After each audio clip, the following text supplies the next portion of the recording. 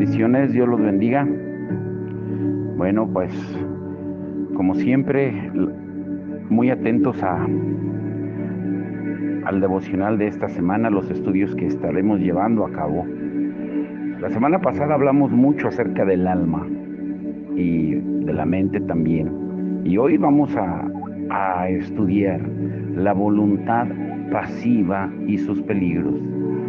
Si recuerdan, estudiamos también acerca de la mente pasiva, pero hoy vamos a estudiar la voluntad pasiva y sus peligros.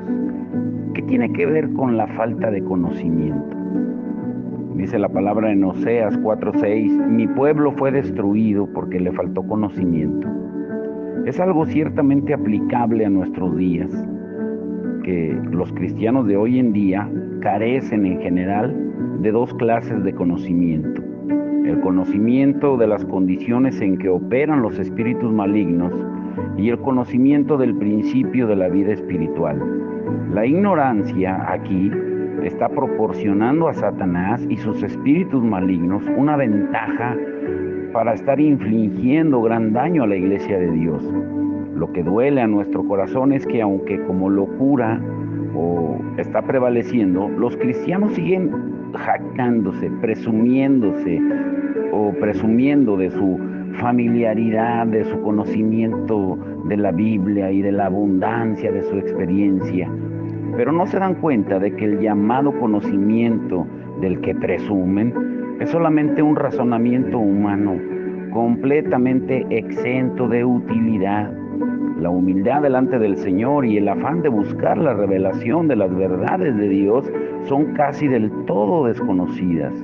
En tanto que presumen de la riqueza de su conocimiento, se están hundiendo en una arena movediza de la que ni pueden salir ellos mismos ni rescatar a otros.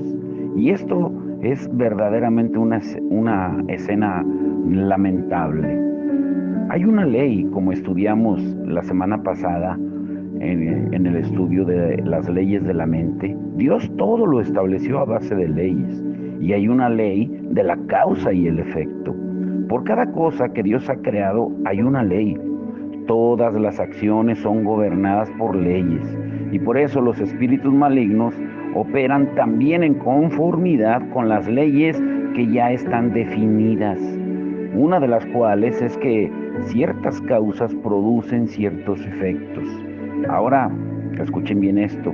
Si uno cumple las condiciones para que operen los espíritus malignos, tanto si las cumple de forma voluntaria, como un brujo, el medium, o el adivino, o un hechicero, o involuntariamente, como sucede con muchos que se dicen creyentes y cristianos, eso da de modo definitivo terreno para que puedan trabajar sobre él. Notemos que la ley de la causa y el efecto está implicada aquí.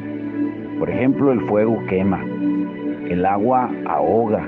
Estas son leyes y nadie escapa de quemarse si cae en el fuego, ni puede escapar de ahogarse si da un salto en el agua y no sabe nadar. De la misma manera, todo el que cumple los requisitos para la operación de los espíritus malignos será perjudicado por ellos. De ahí que la misma ley de la causa y el efecto sea operante aquí. No hay diferencia si uno es creyente o no. Una vez que se cubren las condiciones, los espíritus malignos no dejan de actuar, tal como un cristiano no puede evitar el quemarse o el ahogarse si cae en el fuego o en el agua, respectivamente. Tampoco puede escapar del peligro de ser dañado si por su ignorancia le da los requisitos previos para la obra de los espíritus malignos. El fuego quema todo lo que se pone en él. El agua ahoga a todo aquel que se sumerge en ella. Y los espíritus malignos atacan a todo el que les da oportunidad para hacerlo. Uno no va a escapar simplemente porque es un hijo de Dios. Si proporciona, si abre la puerta, si le da oportunidad al enemigo, él no va a vacilar en atacarte. Ahora, ¿cuáles son pues las condiciones para que el enemigo obre? ¿Qué es lo que facilita esta obra malévolamente? Yo espero que hayan escuchado con atención la predicación del domingo, porque nos va a abrir un panorama acerca de por qué el Señor requiere y demanda una santidad también de la voluntad. Ahora escuchen muy bien, esta es la cuestión crucial. La Biblia caracteriza las condiciones como lugar. En Efesios 4:27 dice: no den lugar al diablo o oportunidad. Adicionalmente, se denota como terreno también. O sea, esto significa la porción de espacio vacío marcado en el hombre para los espíritus malignos. Este lugar o terreno constituye el pie para ellos. El grado de invasión lo determina el grado de pie o base. Los espíritus van a comenzar penetrando en cualquier hombre, tanto si es un pagano o un cristiano, con tal de que hayan obtenido pie para ello. Todo lo que proporciona la oportunidad a los espíritus malignos de poner un pie para que ataquen puede denominarse terreno. Si se da el terreno, la invasión es inevitable. La causa particular da lugar al efecto particular. Un cristiano que cede terreno a los espíritus malignos y con todo se ve a sí mismo como más allá del ataque, pues ha sido gravemente engañado ya por el enemigo. Ahora bien, para ponerlo de modo simple, el terreno o territorio que el creyente proporciona a los espíritus malignos es el pecado. El pecado incluye todos los terrenos posibles. Al retener el pecado, retiene también al espíritu maligno que se halla detrás del pecado. Cuando un pecado no se confiesa y se está guardando, pues ahí tienes también al espíritu maligno detrás de ese pecado. Todo pecado cede terreno a los espíritus malignos. Pero hay dos clases de pecado. Uno positivo, que es la acción, y el otro negativo, que es la omisión. Los pecados positivos son aquellos que comete la persona. Sus manos ejecutan los actos, sus ojos ven las escenas malvadas, sus oídos escuchan voces malvadas y su boca pronuncia palabras impuras. Y esto da oportunidad a los espíritus malignos en varios grados para que sujeten las manos, los ojos, los oídos y la boca del creyente o de la persona. Cualquier parte que peca, esa es la que invita al enemigo a entrar y a ocuparla. Si la ocupación es causada por pecar, el Hijo de Dios debe abandonar el pecar de forma implacable para poder recobrar el territorio perdido. De otro modo, los espíritus malignos van a incrementar su terreno hasta que esté ocupada toda la persona. Una de las razones por las que algunos que hasta aquí han aceptado el hecho de la muerte conjunta de la cruz encuentran dificultad para poner a un lado el pecado que se adhiere tan íntimamente, es que aparte del problema de la carne, también tienen el problema de haber sido asaltados por los poderes malignos sobrenaturales. Y esa clase de pecado positivo que presenta oportunidad para operar a los espíritus malignos, por lo general es entendida por la mayoría de cristianos y en consecuencia, pues no tenemos que detenernos más en ella. Centremos nuestra atención en el segundo tipo, el pecado negativo. Y este es en gran parte entendido mal. Como está dentro del alcance de la voluntad, pues vamos a estudiarlo en detalle. La noción popular o el conocimiento popular es que solo son pecados los pecados que se hacen de acción, los positivos. Los negativos, los de omisión, no son contados como tales. Sin embargo, la Biblia sostiene que no solo toda clase de injusticias que se cometen activamente son pecados, sino también que el pecado, dice en Santiago 4:17, está pues en aquel que sabe hacer lo bueno y no lo hace. La palabra de Dios trata lo que el hombre comete y lo que el hombre omite, los dos como pecado. El pecado da pie o base para la obra de los espíritus malignos. Y además del pecado positivo, el pecado negativo, el de omisión, de la misma manera proporciona base para su obra. Este pecado particular de omisión que da base a los espíritus malignos es la pasividad del creyente, la falta de uso de cualquier parte del ser de uno es también un pecado a la vista de Dios. El Señor nos dotó de toda clase de capacidades y talentos, ninguna de las cuales debe quedar sin ser usada o usada mal. El que una persona deje de poner en uso alguna parte de su talento y permita que se hunda en la inercia, es proporcionar ocasión al diablo y a sus huestes para que lo ejerciten por su cuenta. Y esa es la base para sus operaciones malvadas. Todos los cristianos se dan cuenta del pecado como condición para el asalto del enemigo, pero son muchísimos los que no se dan cuenta de que la pasividad es también un pecado y una condición para su asalto. Una vez que se le ha dado lugar, la penetración pasará a ser inevitable y van a seguir sufrimientos de modo natural. Ahora veámoslos por partes, estudiémoslos por partes. Número 1, la pasividad. Lo que precipita de modo primario la invasión del enemigo entre los paganos, los que no conocen del Señor, y entre los cristianos que supuestamente ya conocen del Señor, pero son carnales, es el pecado voluntario. Pero la causa primaria del engaño en los cristianos entregados puede condensarse en una palabra: pasividad.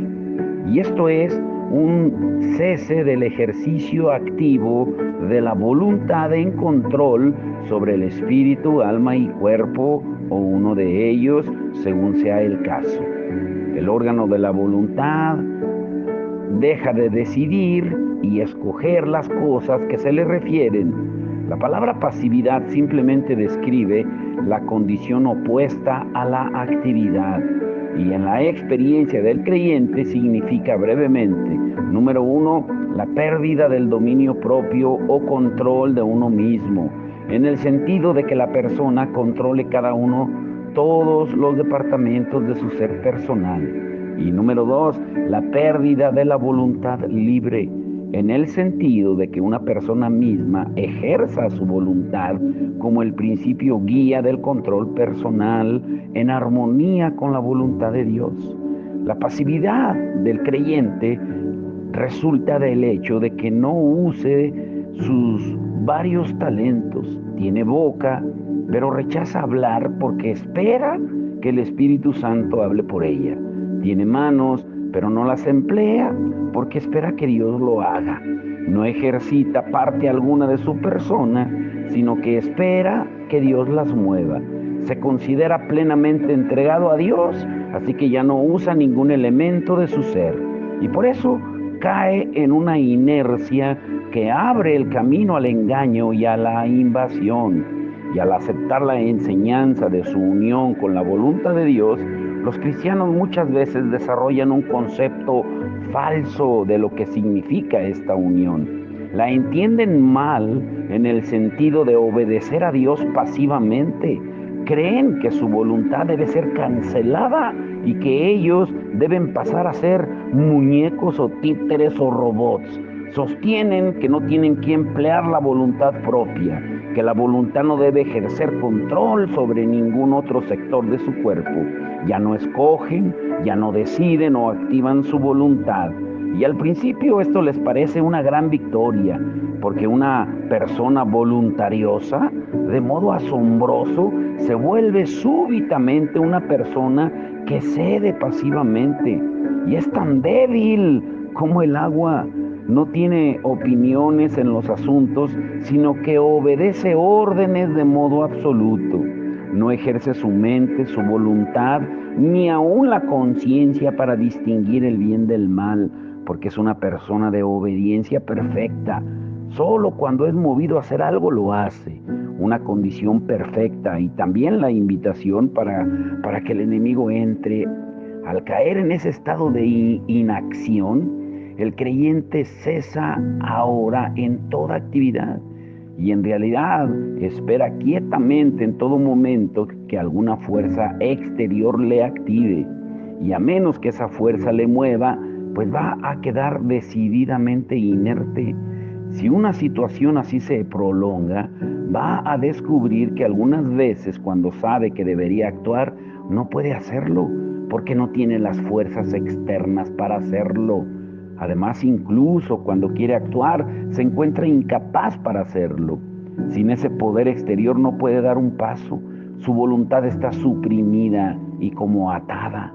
Puede moverse únicamente si una fuerza exterior viene y le mueve. Número 2, la locura del creyente. Los espíritus malignos sacan ventaja del estado inactivo de uno para poner en práctica sus astucias, en tanto que el creyente mismo persiste en considerar esta inercia como una obediencia real a Dios y una unión perfecta con su voluntad. Pero no se da cuenta de que Dios nunca requiere pasividad.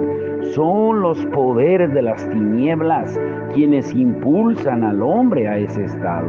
Además, quiere que los suyos ejerzan su voluntad activamente en cooperación con Él. Y esto es lo que implican versículos de la Escritura, como si alguno quiere hacer mi voluntad, conocerá, en Juan 7:17, y pedid lo que querráis y os será hecho, en Juan 15:7. Dios no descarta nuestra voluntad nunca. Nosotros, los seres humanos, gozamos de una voluntad libre. Dios nunca pone trabas a esta voluntad ni interfiere con ella. Pero Él espera que nosotros le obedezcamos. Sin embargo, respeta nuestra personalidad. La palabra personalidad, tal como se emplea, siempre tiene a la vista a la persona del hombre, no su carácter. Escúchenlo bien esto. Él anhela que nosotros deseemos lo que Él desea. No quiere usurpar nuestro deseo y reducir nuestra voluntad a una actividad inerte. Necesita nuestra cooperación positiva. Su placer se halla en que Él ha sido creado y el ser creado, la persona, los hombres, las mujeres, lleguemos a ser semejantes a Él. Fuimos creados a su imagen y semejanza, con una perfecta libertad de la voluntad. En la creación, Dios ordena al hombre a una voluntad sin trabas. En la redención, Él recobra esta voluntad.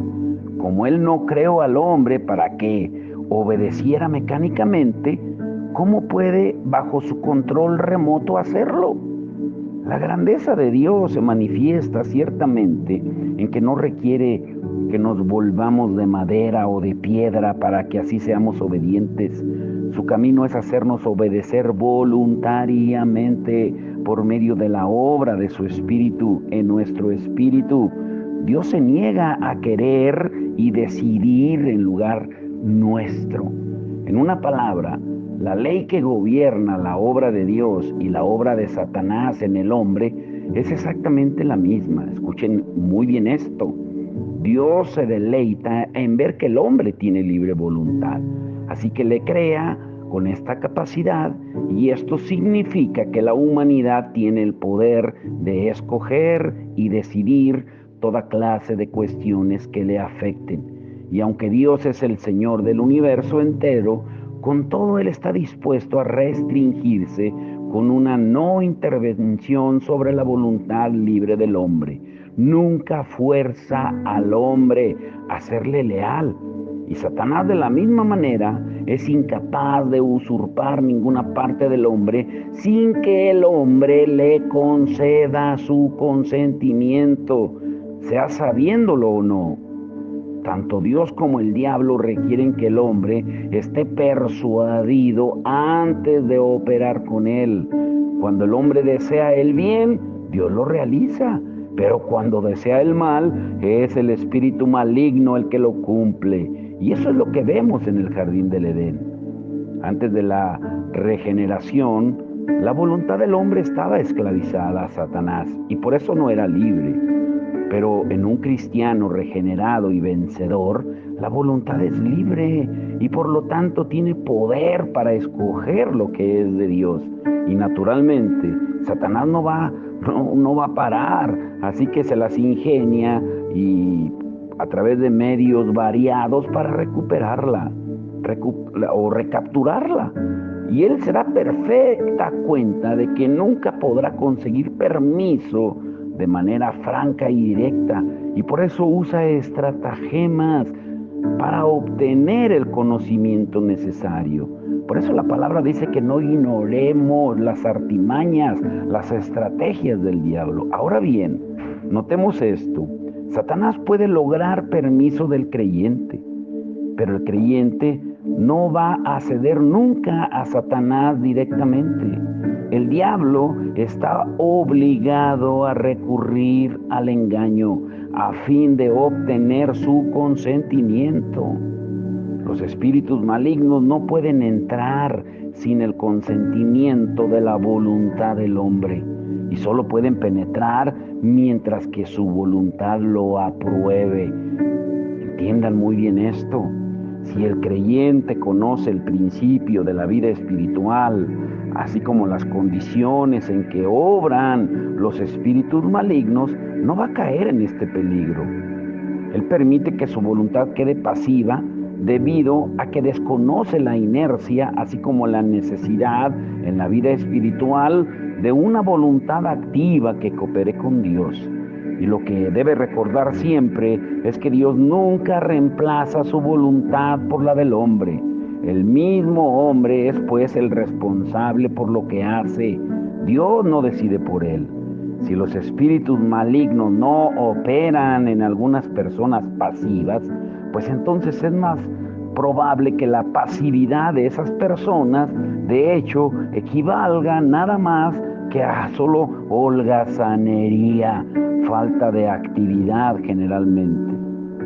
Y los que están activos de esta manera, esto es, sin que el espíritu maligno obre en ellos, pueden volverse activos en cualquier momento. Sin embargo, si se hunden en una pasividad como para ser ocupados, entonces van a ser incapaces de actividad aun cuando la deseen. Aquí pues hay la antítesis, lo contrario entre la obra de Dios y las obras de Satanás. Aunque Dios quiere que el hombre se entregue por completo a Él, también quiere usar cada uno de los talentos que el hombre tiene en cooperación con Él, a través del Espíritu Santo. Satanás, por otro lado, exige el cese total del ejercicio de la voluntad y acciones del hombre para que los espíritus malignos puedan operar en lugar suyo. El contraste, o vale la pena de ser notado, es que Dios llama al hombre a escoger activa, consciente y voluntariamente para hacer su voluntad, de modo que su espíritu, alma y cuerpo puedan ser libres. Satanás le obliga a permanecer un esclavo pasivo y cautivo, pero Dios le hace autónomo, libre y su propio dueño. Satanás le fuerza a ser un muñeco, un títere accionado por él. Dios nunca requiere que el hombre cese en sus actividades para que él pueda trabajar. Satanás manda al hombre que se quede del todo pasivo e inactivo, pero Dios pide al hombre que coopere con el consentimiento conscientemente. Satanás hace que el hombre le obedezca pasivamente. Y es verdad que Dios requiere que el hombre cese en toda actividad pecaminosa, sin lo cual no puede cooperar con el Espíritu Santo. Pero Satanás le obliga a cesar en todas sus actividades, incluida el funcionamiento de su alma, para que sus servidores puedan actuar en lugar del hombre. El hombre es reducido así a una pieza de máquina sin responsabilidad alguna consciente. Es una circunstancia terrible que los cristianos desconozcan el hecho de que Dios vive en ellos, que como dice 1 Corintios 3:16 y 17, somos morada del Espíritu Santo y que Él es el principio de la obra en cada uno de nosotros. Pero creen que Dios quiere que sean como peones en un tablero de ajedrez para que Él pueda moverlos según le plazca. Creen que han de ser absolutamente pasivos sin poseer el poder para escoger o decidir. sino simplemente ser manejados de modo insensible por Dios. Pero se olvidan que cuando Dios creó primero al hombre, le hizo con una voluntad libre.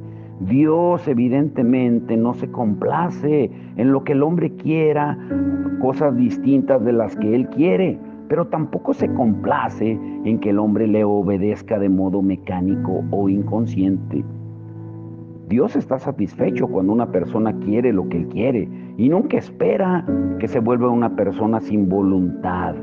Hay muchas cosas que deben ser ejecutadas por los mismos creyentes. Dios no quiere decidir por ellos. Algunos enseñan que debemos de entregar a Dios todo y dejar que Él lo haga todo en lugar de nosotros, que no debemos de levantar las manos ni mover los pies, que debemos de entregarnos de tal modo al Espíritu Santo que Él nos revista, que Él lo disponga todo en lugar de nosotros, que debemos de dejar a Dios que nos mueva. Y claro que hay cierta verdad en esta enseñanza, pero el error mezclado en ella es quizá más potente que la verdad. Hablaremos de ese punto más adelante en otro estudio siguiente. Número 3, los peligros de la pasividad. Un cristiano en su ignorancia puede ser engañado por los poderes de las tinieblas y sin querer caer en la trampa de Satanás y cumplir las condiciones para su obra. ¿Y cuál es el orden de ese proceso? Por ser altamente importante. Número 1, ignorancia. Número 2, engaño. Número 3, pasividad. Y número 4, invasión. La ignorancia es la causa principal del proceso. Satanás puede engañar porque el creyente no conoce ni el requerimiento del Espíritu Santo ni el principio de la obra satánica. Si los cristianos se dieran cuenta de que deben cooperar con Dios y cuál es su procedimiento de operación, nunca aceptarían el engaño de Satanás. Pero una vez que son engañados, suponen que el que Dios viva y obre en ellos significa que deben permanecer pasivos y así aceptan como procedentes de Dios muchas manifestaciones sobrenaturales de los espíritus malignos. Y este engaño se vuelve más profundo y finalmente resulta en una invasión de proporciones alarmantes y peligrosas. Es un círculo vicioso. Cada vez que se cede terreno, los espíritus malignos se sienten animados a entrar y al entrar manifiestan sus diversas actividades. Y si el creyente interpreta mal estas actividades, al no saber que se originan en el diablo, él va a cederles aún más lugar a los espíritus malignos, puesto que ya ha creído sus mentiras. Este ciclo se repite y aumenta diariamente el grado de penetración. Y una vez que descienda en la pasividad al proporcionar pie a los espíritus malignos, pues los peligros se multiplican fácilmente. Después de que uno se ha deslizado en la inercia y deja de decidir por su cuenta, va a sucumbir pasivamente a cualquier circunstancia que le ocurra. Supone que es Dios el que ahora lo decide todo por él, a todo lo que se requiere de él. Y entonces se somete pasivamente. Y todo lo que sucede y le llega, él cree que es dispuesto por Dios, que es su voluntad, y por lo que debe aceptar en silencio todas las cosas. Y poco después el creyente pierde el poder de escoger en su vida diaria, ni puede decidir ni iniciar nada que caiga dentro de su deber. Y además tiene miedo de expresar sus opiniones y aún más de divulgar sus preferencias. Y así otros han de decidir y escoger en lugar suyo. Una víctima tal del enemigo es como las algas a la deriva en las aguas del mar.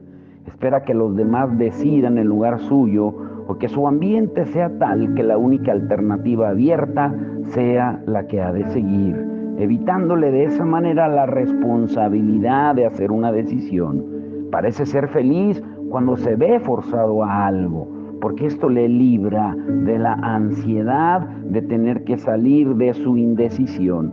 Preferiría ser arrastrado por las circunstancias a ser libre y tener que escoger sus circunstancias, puesto que tomar una decisión es una gran carga para él. Y en esa condición de inercia decide que una cosa muy pequeña es una carga inmensa y busca ayuda alrededor. Se encuentra perplejo porque no sabe hacer frente a sus asuntos diarios, parece no comprender lo que dice la gente, le es penoso recordar algo, sufre agonías para hacer una decisión, está aterrorizado al considerar una tarea, su voluntad inerte es impotente para llevar una responsabilidad tan terrible. Y debido a su gran debilidad, se ve obligado a esperar ayuda del ambiente o de los hombres. Si alguna persona particular le ayuda, se regocija en recibir esa ayuda, pero siente resentimiento al ver que su voluntad ha sido capturada. ¿Quién puede contar las horas consumidas esperando ayuda externa?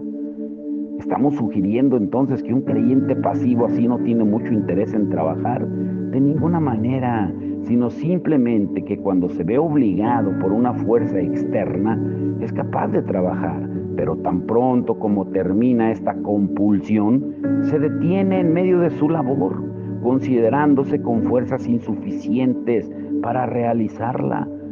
Hay innumerables tareas sin terminar que dan un triste testimonio de una voluntad pasiva. Qué inconveniente es ese estado de inacción. El creyente tiene que depender de innumerables notas para ayudarle a recordar, o debe de hablar alto para concentrarse, tiene que procurarse centenares de muletas en que apoyarse para que le ayuden a seguir adelante. Sus sentidos se vuelven apagados hasta que finalmente desarrolla, sin darse cuenta, muchas ideas y costumbres raras, como el no mirar directamente a la persona que habla, inclinarse o bien cuidar demasiado poco o nada la mente en cualquier asunto alguno, o bien cuidar demasiado de las muchas necesidades físicas o suprimir con exceso los requerimientos corporales, y así sucesivamente. Y en su insensatez, el cristiano no se da cuenta de que todos estos síntomas fluyen de la pasividad y la invasión, pero en lugar de aceptarlo cree que son su debilidad natural. Se consuela con la idea de que no es sorprendente, puesto que él no está tan dotado como otros. Deja de discernir las mentiras de los espíritus malignos y les permite que sigan engañándole. No se atreve a emprender ninguna tarea ni a hacer algún trabajo porque está asustado, nervioso, no se expresa bien, su mente está apagada o es débil en el cuerpo. Nunca examina por qué otros creyentes se comportan de modo tan diferente.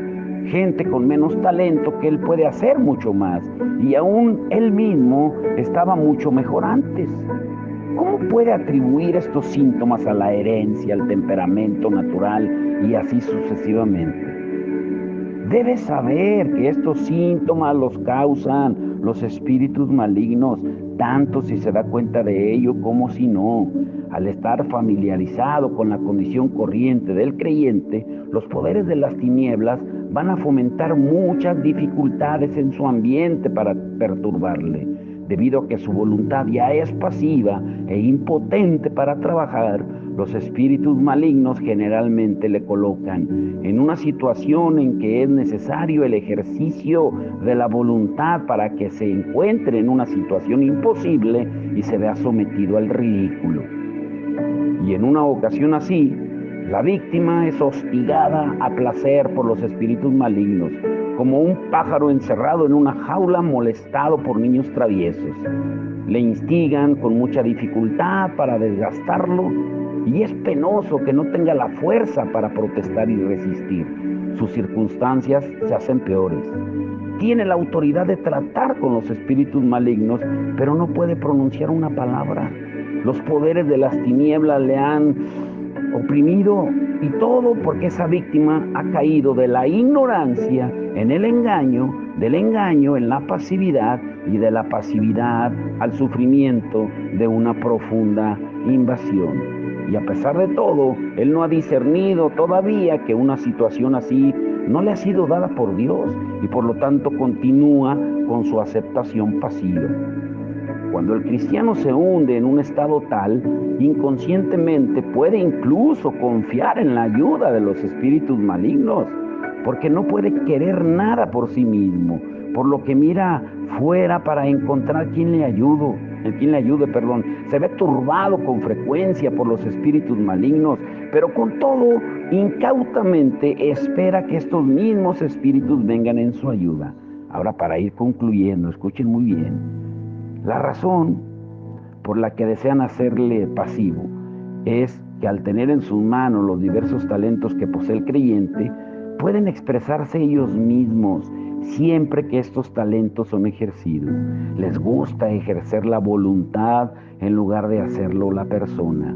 Los espíritus malignos no van a vacilar en ejercer la voluntad de ellos mismos siempre que se les invite para que lo hagan. Se deleitan en seducir a la persona a seguir la revelación exterior ciegamente en lugar de usar el pensamiento o la voluntad. Y por eso con frecuencia imparten una serie de fenómenos sobrenaturales y extraños a los hombres. El cristiano que no se da cuenta del principio de obrar de Dios, él cree que es obediente a Dios, cuando en realidad es presa de un engaño. Tengamos en cuenta este versículo de Romanos 6:16. ¿No sabéis que si sometéis a alguien como esclavo para obedecerle, sois esclavos de aquel a quien obedecéis, ya sea del pecado para muerte? Si nos ofrecemos de nombre a Dios, pero en realidad cedemos a los espíritus malignos, no vamos a poder escapar de dejar o de llegar a ser sus esclavos. Somos engañados, sí, es verdad, pero incluso así hemos cedido abiertamente al engaño y por tanto somos responsables. El cristiano debe comprender que si no está en comunión con Dios, en conformidad a las condiciones propias para la comunión divina, sino que cumple los requisitos para la obra de los espíritus malignos, será esclavizado por ellos. Deberíamos mencionar por último los procesos que culminan en la invasión cuando una persona que anhela las sensaciones físicas de la presencia de Dios y otras experiencias similares puede ser engañada por los espíritus malignos y se les conceden muchas obras falsas y con inocencia las acepta como si fueran de Dios y en consecuencia entra en un estado de pasividad. Llega a la conclusión de que no debe dar ningún paso ni movimiento porque que no es Dios el que va a darles la dirección en su lugar y pone fin a todas las acciones al creer que es Dios el que va a obrar en su lugar mecánicamente como si él fuera un autómata, un robot, pero Dios nunca lo hace así porque Él quiere que el hombre coopere activamente con Él. Sin embargo, el creyente, sin darse cuenta, ha cumplido las condiciones para las operaciones de los espíritus malignos y estos no van a vacilar en dar un paso adelante. Entran y actúan. El mismo hombre no actúa ni lo hace. Dios. Así que son los espíritus malignos los que obran en su lugar. Que el cristiano, que cada uno de nosotros notemos muy bien esto, que una vez que hemos percibido la voluntad de Dios en la intuición de nuestro espíritu, todo nuestro ser debe ser empleado activamente en la ejecución de esa voluntad. Nunca debes mantenerte pasivo en tu voluntad. Escúchalo bien. Mañana veremos cuál es la equivocación del creyente al hacerlo así de esa manera. Pero hoy vamos a orar. Padre, en el nombre de Jesús, te damos gracias, Señor, por enseñarnos a través de tu palabra que la voluntad pasiva es un peligro y que muchas veces lo que le da pie es la falta de conocimiento de tu palabra. Porque creemos, Señor, que tú vas a decidir por nosotros, que tú vas a pensar por nosotros que tú vas a hablar por nosotros, Señor, pero tú no nos hiciste con una voluntad libre y tú quieres que la utilicemos, que cooperemos contigo. Por eso tú nos llamas que somos colaboradores tuyos en el reino de Dios, para que cooperemos, para que trabajemos juntos. No somos piezas de ajedrez para ser movidas automáticamente, Señor, sino que diariamente nos debemos ofrecer voluntariamente para que tú hagas tu perfecta voluntad en cada uno de nosotros. Pero no nos vas a someter en contra de nuestras decisiones. Tú nos das tu palabra para que podamos elegir y decidir correctamente. Señor, que podamos aprender a llenar nuestra mente diariamente de tu palabra, a buscarte, Señor, como una necesidad, como un bebé hambriento en las madrugadas, como una persona que tiene hambre y sed y que tiene días sin comer, sin beber agua, que así anhelemos, como dice tu palabra, el salmista, como el siervo brama por las aguas, que así anhelemos tu palabra y tu presencia, para que nuestra mente, nuestras emociones y nuestra voluntad no estén divagando ni estén corriendo dispersas en discordia la una de la otra, sino que estén alineadas, Señor, a tu voluntad. Que nuestra mente sea tu mente, como tú lo dices, tenemos la mente de Cristo. Que nos deleitemos en ti, como dice tu palabra, deleítate en el Señor y Él te concederá las peticiones de tu corazón. Y que nuestra voluntad sea la tuya, Señor, como el mismo Jesús lo dijo cuando Él estaba en el huerto del Getsemaní. Y Él dijo, Padre, que no se haga mi voluntad, sino la tuya. Que hoy sea esa nuestra oración y que jamás tengamos la mente pasiva, porque es una puerta abierta para el enemigo, para los espíritus inmundos. Y cuando toman la mente, toman las emociones y por ende toman la voluntad también, Señor. Hoy tú nos mostraste los peligros de la voluntad pasiva, Señor, que podamos prevenir, Señor, todo aquello de lo que tú nos hablas, de lo que nos das medidas preventivas en tu palabra, Señor, que podamos ponernos toda la armadura de Dios. Te damos la gloria y la honra en el nombre glorioso de Jesucristo. Amén y amén.